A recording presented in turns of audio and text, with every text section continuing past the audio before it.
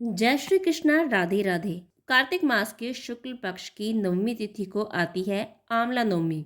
आंवले का सेवन करना अपने आप में बहुत ही स्वास्थ्यवर्धक होता है।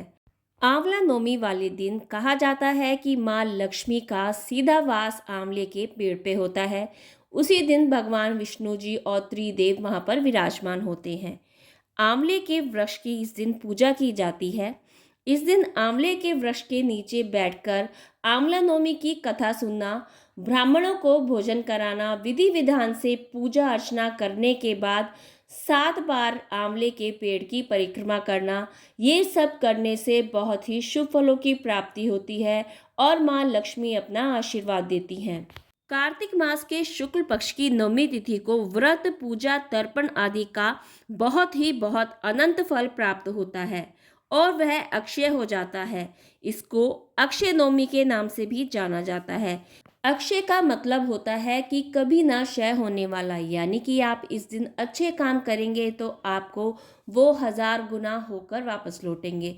अगर आप इस समय में कोई भी गलत कार्य करते हैं तो वो भी आपको 1000 गुना होकर ही वापस लौटेंगे। ऐसा माना जाता है कि इस दिन गाय का दान देना, सोने के आभूषणों का दान देना, वस्त्रों का दान देना ब्रह्म हत्या जैसे महापाप को भी मिटा देता है। इस पर्व को धात्री नवमी के नाम से भी जाना जाता है। कुष्मांडा नवमी भी इसको कहा जाता है। इस दिन प्रातः स्नान आदि करके आंवले के वृक्ष के नीचे पूर्व की ओर मुख करके बैठकर धूप अगरबत्ती जलाकर पूजन करना चाहिए। वृक्ष की जड़ को दूध से सींचना चाहिए और उसके चारों ओर सूत लपेटकर कपूर घी युक्त बाती से आरती करनी चाहिए। यह दिन इतना पवित्र है कि इस दिन कोई भी दान पुण्य किया हुआ आपका अक्षय हो जाता है। इस नवमी को अमृत बरसता है ऐसा भी कहा जाता है, क्योंकि आंवले को अमृतमयी फल कहा जाता है जिसकी उत्पत्ति ब्रह्मा जी से हुई है। हमारे सनातन धर्म में पेड़ पौधों को एक अलग ही महत्व दिया गया है। पेड़ पौधों को पवित्र माना जाता है और उनको पूजा जाता है। जैसे तुलसी को तुलसी माता के रूप में पूजा जाता है। दूब घास को हमेशा गणेश जी पर चढ़ाया जाता है।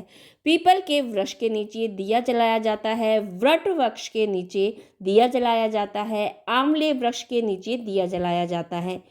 स्कंद पुराण के अनुसार आदि सृष्टि की उत्पत्ति के समय जब ब्रह्मा जी ध्यान मग्न थे, उस समय उनके नेत्रों से जो प्रेमाकुट टपके, यानी कि जो अश्रु टपके, उसी से आंवले वृक्ष की उत्पत्ति हुई। उसके बाद देवता प्रकट हुए, तभी आकाशवाणी हुई। देवताओं सभी वृक्षों में श्रेष्ठ, श्री हरि को अति प्रिय, सब पापों का हरण करने वाला यह आंवले का वृक्ष है। जैसे माँ गंगा और माँ तुलसी पापों को नाश करती है, वैसे ही आंवले का वृक्ष भी पापों को नाश करता है। आंवला नवमी वाले दिन आंवले के फल को दिया बनाकर तुलसी के आगे रखना चाहिए। एक आकाश दीप दान करना चाहिए। गंगा जी और तुलसी जी की तरह आंवला भी पाप नष्ट करने की शक्ति रखता है। एक आंवले का दिया गणेश जी के सामने रखना चाहिए, एक आंवले का दिया श्री हरि विष्णु जी के सामने रखना चाहिए और एक आंवले का दिया केले पर चढ़ाना चाहिए। इस तरह से टोटल 5 दिए आंवले के बनाने चाहिए आंवला नवमी वाले दिन। आप सभी को आंवला नवमी की और देव उठानी एकादशी की अनंत शुभकामनाएं। जय श्री हरि मित्रों, राधे राधे।